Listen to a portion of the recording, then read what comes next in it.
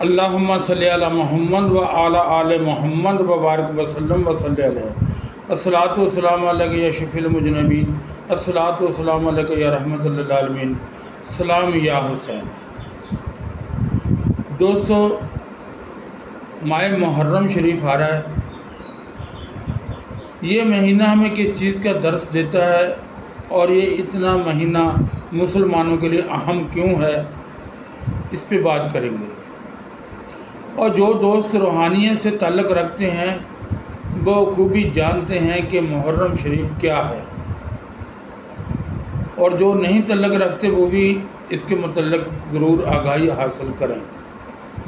Video شروع کرنے سے پہلے دوستوں سے درخواست ہے کہ چینل کو لائک بھی کریں، سبسکرائب بھی کریں اور دوستوں کے ساتھ شیئر بھی کریں۔ دوستو، جو آج کل کے حالات ہیں اس پہ بھی بات ہوگی۔ جو آج سے 1450 سال پہلے میدان کربلا میں جو حالات تھے اس پہ بھی بات ہوگی، شاید کہ میری قوم سمجھ جائے کہ ہمیں اللہ کو کیسے پکارنا چاہیے اور کیوں پکارنا چاہیے، اور اس کو پکارنے کا صحیح طریقہ کیا ہے۔ دوستو، اگر میں واقعہ کربلا سے کچھ سیکھا ہوں نا، تو وہ ایک ہی بات میں سیکھا ہوں کہ یا ذوالجلال والاکرام، تو جس حال میں بھی راضی رہے میں اس میں راضی ہوں۔ یہ ہے پیغام کربلا کا۔ آپ مجھے یہ بتائیں کہ اس کائنات میں انبیاء کے بعد حسین سے بڑھ کر بھی کوئی ہے؟ جب سیدنا امام حسین جیسی ہستیاں اس دین مبین پہ قربان ہو سکتی ہیں تو پھر میں اور آپ کیوں نہیں؟ ہم کیوں اپنی ہر وقت ناکامیوں کو رونا روتے رہتے ہیں؟ بظاہر 1450 سال پہلے یہ لگتا تھا کہ یزید جیت گیا ہے۔ یزید اس وقت بھی ہارا تھا، آج بھی ہارا ہی ہے۔ سیدنا امام علی مقام اس وقت بھی جیتے تھے اور قیامت تک، روز محشر تک وہ زندہ باد رہیں گے، کیونکہ جو بندہ دین کے لیے قربانی دینا نہیں سیکھتا،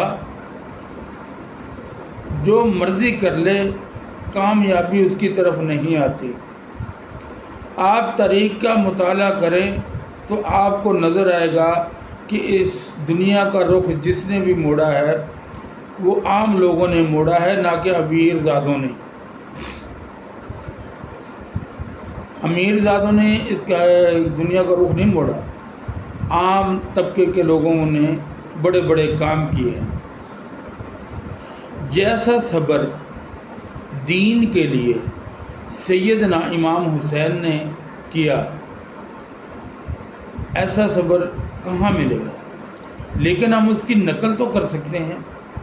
ہم یہ کہہ کر جان نہیں چھڑوا سکتے کہ وہ تو سیدنا امام حسین تھے، حضرت علی کے بیٹے تھے، حضرت خاتون جنت کے بیٹے تھے، نواسہ رسول تھے۔ ہم کہاں؟ وہ تو کائنات میں دوسرا حسین کوئی ہو ہی نہیں سکتا۔ لیکن ہم چھوٹے چھوٹے معاملات میں اتنا روتے ہیں، اپنے اللہ کا اتنا گلہ کرتے ہیں کہ ہم اپنے آباء و اجداد کی تاریخ کو ہی بھول جاتے ہیں۔ ہماری کسی بچی کا رشتہ وقت پہ نہ ہو، اس کا گلہ اللہ پہ، کاروبار میں نقصان آ گیا اس کا گلہ اللہ پہ، کوئی ایکسیڈنٹ ہو گیا اس کا گلہ اللہ پہ، کوئی بیماری آ گئی اس کا گلہ اللہ پہ۔ اللہ سے سب کچھ مانگو لیکن اللہ پاک کا گلہ تو نہ کرو، کیونکہ گلہ جو ہے وہ نیکی کو کھا جاتا ہے۔ تو دوستو، ماہ محرم میں ہم کون سے چلے کر سکتے ہیں، کون سے وظائف کر سکتے ہیں کہ انشاءاللہ ایک سال کے اندر اندر ہماری زندگیوں میں سکون بھی آ جائے، صبر بھی آ جائے، تحمل بھی آ جائے، بردباری بھی آ جائے۔ اس کے متعلق انشاءاللہ ویڈیو جمعے والے دن اپلوڈ کروں گا، اور جو دوست بھی اس ماہ رمضان شریف کا مکمل فائدہ اٹھانا چاہتے ہیں ان کو چاہیے کہ رزق حلال کا اہتمام کریں، جھوٹ سے بچیں۔ آپ بڑے سے بڑا چلہ کر لیں، اگر آپ کے پیٹ میں حرام کا لقمہ نہیں ہے تو آپ کسی بھی چلے میں کامیاب نہیں ہو سکتے۔ تو انسان کو سب سے پہلے جو چیز ضروری ہے وہ ہے رزق حلال، پھر صدق مقال۔ دوسرا، کوئی آپ کو گالیاں دے، آپ کو اس سے فرق نہیں پڑنا چاہیے، کوئی آپ کی واہ واہ کرے، اس سے آپ کو فرق نہیں پڑنا چاہیے۔ اگر آپ واقعی حسینی ہیں تو حسینی صبر بھی لانا ہوگا۔ اگر آپ اہل بیت سے محبت کرتے ہیں تو اہل بیت کا طریقہ کار بھی اپنانا ہوگا۔ ایک واقعہ مجھے یاد آ گیا، سیدنا امام حسن اپنے مدینہ میں گھر کے باہر بیٹھے تھے، ایک بدو آیا، آگے اس نے آپ کو برا بھلا کہنا شروع کر دیا۔ آپ نے اس سے پوچھا تو بھوکا، تجھے کھانا کھلائیں؟ تجھے پیاس لگی ہے تو ٹھنڈا پانی پلاؤں؟ اس نے پھر وہی الٹا سیدھا سیدنا امام حسن کو بولنا شروع کر دیا۔ آپ اندر گئے، جتنے بھی آپ کے گھر میں مال پڑا تھا وہ تھیلی اٹھا کر لا کر آپ نے اس کو دے دی۔ اس کو کہا، اے شخص، اس وقت میرے پاس یہی تھا، اللہ جانتا کہ اگر اس سے زیادہ ہوتا میں آپ سے نہ روکتا۔ جب تک یہ کردار یہ نہیں ہوگا نہ میں روحانیت میں ترقی کر سکتا ہوں نہ آپ۔ آج ہمیں کوئی چھوٹی سی بات کہہ دے، ہم غصے سے پاگل ہو جاتے ہیں اور نام لیتے ہیں کہ ہم خادم ہیں آل بیت کے، نام ہم بڑے بڑے اولیاء کرام کا استعمال کرتے ہیں۔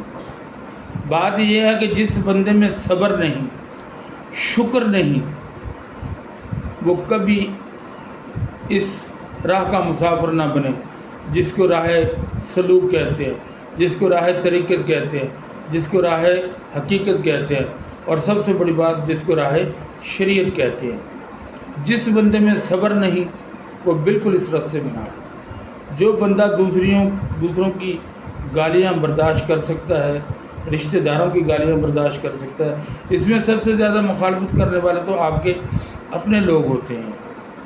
تو لہذا اگر آپ مکمل حسینی بننا چاہتے ہیں تو حسینی کردار کو اپنانا ہوگا، اہل بیت کے کردار کو اپنانا ہوگا۔ باتوں سے نہیں آئے گا، وہ کرنا پڑے گا آپ کو پریکٹیکل۔ السلام علیکم۔